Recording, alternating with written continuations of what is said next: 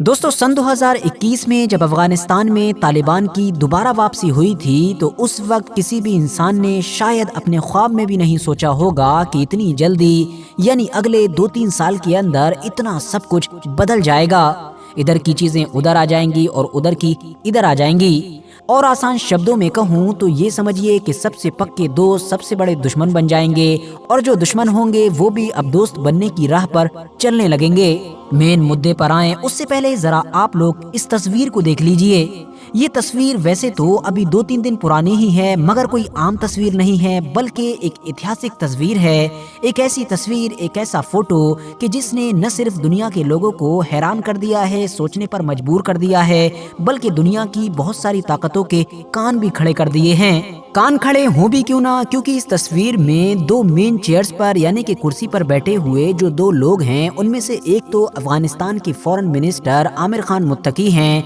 जबकि दूसरे हैं जेपी सिंह, इंडिया के एक सीनियर डिप्लोमेट और इंडिया की तरफ से भेजी गई उस टेक्निकल टीम के भी सबसे बड़े और मेन लीडर कि जिसको 2022 में इसी इरादे के साथ भेजा गया था कि क्योंकि इंडियन एम्बेसी तो वहां पर मौजूद है नहीं, तो दोनों देशों के बीच जो कामकाज होता है उसमें ये टीम कोऑपरेट कर सके। फिलहाल इन दोनों के बीच में ये जो अहम और बड़ी मीटिंग हुई है ये 7 मार्च के दिन काबुल शहर में हुई है, और वो भी ऐसे वक्त में कि जब ऑलरेडी हम देख रहे हैं कि अफगानिस्तान के रिश्ते उस पाकिस्तान के साथ बुरे नहीं बल्कि हद से ज्यादा बुरे हो चुके हैं कि जो पाकिस्तान अफगानिस्तान में तालिबान की वापसी पर सबसे ज्यादा खुश नजर आ रहा था। दोस्तों दो देशों के बीच होने वाली इस मीटिंग को इतनी ज्यादा अहमियत क्यों दी जा रही है और इसको हिस्टोरिकल क्यों माना जा रहा है, इस चीज का अंदाजा आप लोग तालिबान के उस बयान से लगा सकते हैं कि जो दरअसल उनकी तरफ से इस मीटिंग के बाद ऑफिशियली जारी किया गया है। उसमें उन्होंने क्लियरली कहा है कि इंडिया ने हमारी तारीफ की है इस बारे में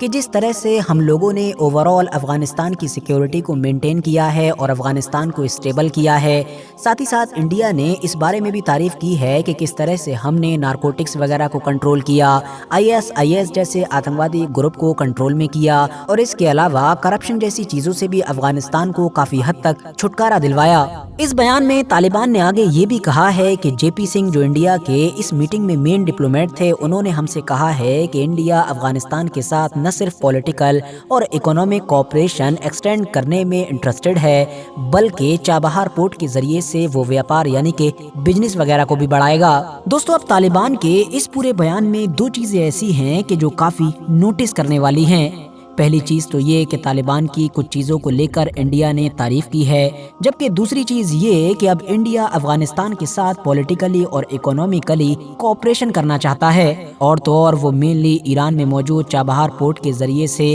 अफगानिस्तान के साथ व्यापार वगैरह भी बढ़ाना चाहता है। यकीनी तौर पर चाहे इंडिया की तरफ से तारीफ करना हो या फिर कोऑपरेशन वगैरह की बात करना हो, ये सारी ही चीजें बड़ी ही अजीबो गरीब लगती हैं, बल्कि ऐसी लगती हैं कि जिनके बारे में अभी कुछ महीने पहले तक सोचा भी नहीं जा सकता था। मगर हाँ दोस्तों, ये सब कुछ हो चुका है और इसके पीछे बहुत सारी वजह हैं। दोस्तों पहली चीज तो ये है कि 2021 में तालिबान की वापसी से पहले तक इंडिया लगातार अफगानिस्तान में बहुत सारे प्रोजेक्ट पर काम कर रहा था, बहुत सारा इन्वेस्टमेंट कर रहा था। यही वजह है कि इंडिया ऑलरेडी लगभग $3 बिलियन के करीब वहां पर इन्वेस्टमेंट कर चुका था। बहुत सारे न सिर्फ रोड्स बनाए गए, डैम्स बनाए गए, बल्कि स्कूल्स वगैरह भी बनाए गए। तो अब उस सारे इन्वेस्टमेंट को और उन सारे प्रोजेक्ट्स को अगर बचाना है, या फिर ऐसे भी जो बहुत सारे प्रोजेक्ट थे कि जो ऑलरेडी अंडर कंस्ट्रक्शन थे यानी कंप्लीट नहीं हुए थे, उनको कंप्लीट करना है और उनको बचाए रखना है, तो इन तमाम चीज़ों का रास्ता सिर्फ और सिर्फ एक जगह से होकर गुजरता है,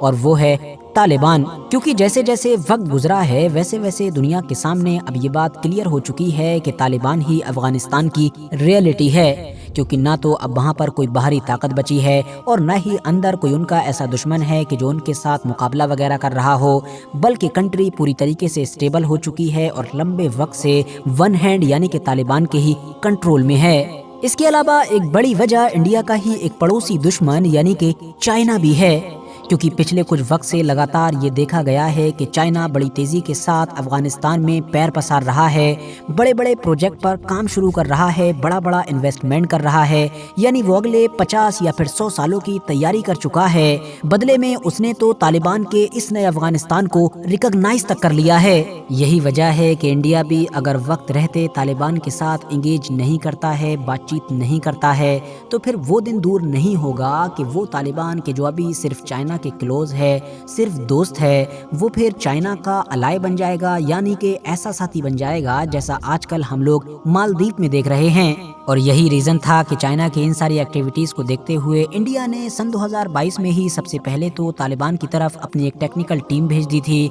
जिसने वहां पर कामकाज शुरू कर दिया था। और बाद में वक्त वक्त पर कई बार इंडिया और तालिबान के बीच एंगेजमेंट देखने को मिला। यहाँ पर ये बात भी गौर करने वाली है कि सन 2021 में जो तालिबान वापस आया है वो पुराने वाले तालिबान से बहुत सारे मामलों में काफी अलग है, स्पेशली इंडिया को लेकर भी। जहां एक तरफ पुराना तालिबान काफ़ी सख्त नज़र आता था, उसने तो इंडिया के खिलाफ अपने बहुत सारे ऑपरेशंस वगैरह भी चलाए थे, तो वहीं दूसरी तरफ ये जो नया तालिबान है ये शुरू से ही इंडिया को लेकर काफ़ी सॉफ्ट और काफ़ी न्यूट्रल नज़र आया है। इवन इसके उलट पड़ोसी देश पाकिस्तान, जो न सिर्फ इंडिया का सबसे बड़ा दुश्मन माना जाता है, बल्कि इसके बारे में तो ये कहा जा रहा था कि तालिबान की वापसी के बाद तालिबान की किसी के साथ दोस्ती रहे या ना रहे, लेकिन पाकिस्तान के साथ हमेशा रहेगी। तो वही पाकिस्तान बाद में धीरे धीरे तालिबान का सबसे बड़ा दुश्मन बनता चला गया, और इसी चीज ने इंडिया के लिए अल्टीमेटली एक वैक्यूम क्रिएट कर दिया। तो दोस्तों, इन तमाम चीज़ों को देखकर अब सवाल ये भी उठता है कि क्या इंडिया तालिबान को रिकॉग्नाइज करने जा रहा है?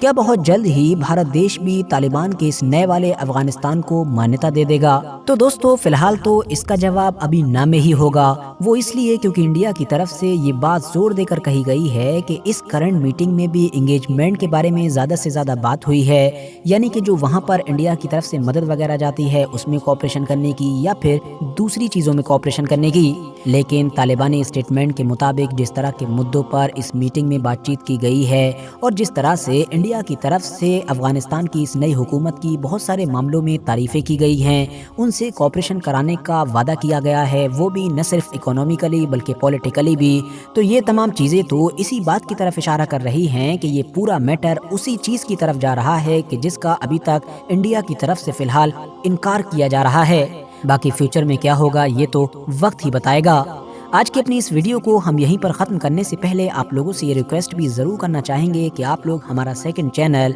कि जिस पर मेनली हम न्यूज़ वगैरह कवर करते हैं उसको भी ज़रूर सब्सक्राइब करें। डिस्क्रिप्शन और कमेंट्स बॉक्स में लिंक मिल जाएगा। बाकी यूट्यूब पर साजिद ज़ोहेब लिखकर भी सर्च कर सकते हैं। ये वीडियो भी अगर इन्फॉर्मेटिव लगी हो तो लाइक करें, दोस्तों के साथ ज़रूर शेयर करें, और ऐसे ही वीडियोज़ देखने के लिए इस चैनल को भी ज़रूर सब्सक्राइब करें।